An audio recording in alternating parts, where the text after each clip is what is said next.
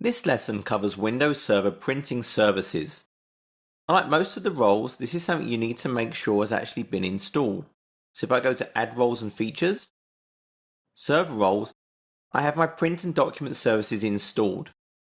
I'm focused just on the regular print server. There are also internet printing and scan server capabilities, in addition to the legacy LPD, which is really for Unix-based printing.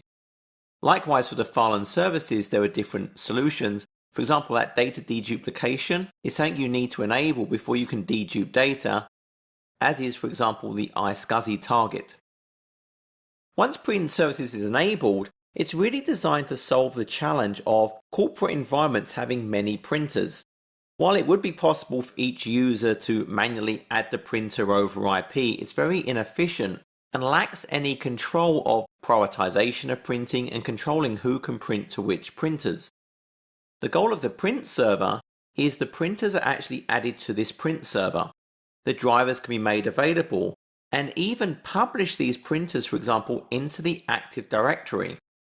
So once a printer is listed in the Active Directory, users can now just perform a query for printers. It will search Active Directory in their domain and make it easy for them to add them. Likewise, with the new V4 printer drivers, which are new to Windows Server 2012 and Windows 8, this actually gives a much simpler and smaller printer driver model to enable printing from those clients.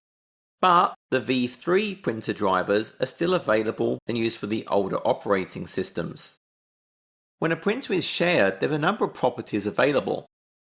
So for example, I can say who is allowed to print to this printer. So in security, I can control who can print to it, who can manage it, who can manage documents, i.e. remove jobs that are queued up in this queue. I can configure how it's shared. I've already configured that list in the directory. But also I can control things like handling problem documents. I can handle more advanced configurations of the device as well. Printer pooling is something you're going to use in larger environments. Printer pooling allows us to take multiple separate physical printers and pool them into a single pool, so users submit a print job to that pool and then any of those printers can print the document. The caveat is all of those printers must be the same printer. They must use the same print driver and they need to be in the same location. But if you have a high volume printing requirement, this solves the bottleneck of a single printer. I can configure print separator pages that would then be used to print maybe the user's name in front of the print jobs. A very powerful feature in your branch environment is to enable Branch Office Direct printing.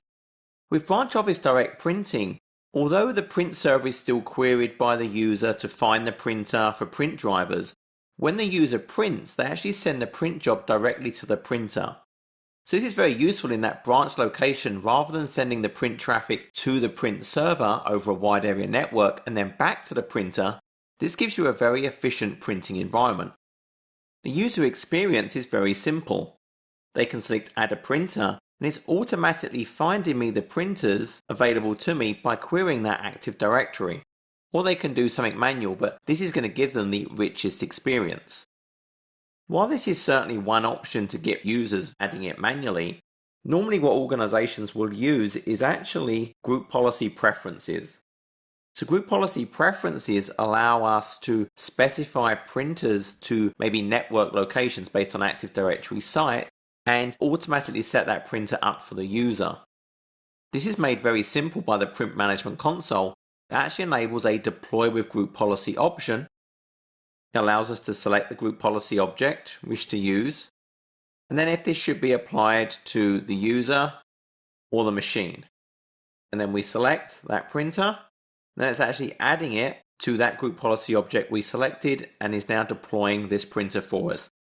So the Print Management Console makes it easy to integrate with group policy to deploy the printers.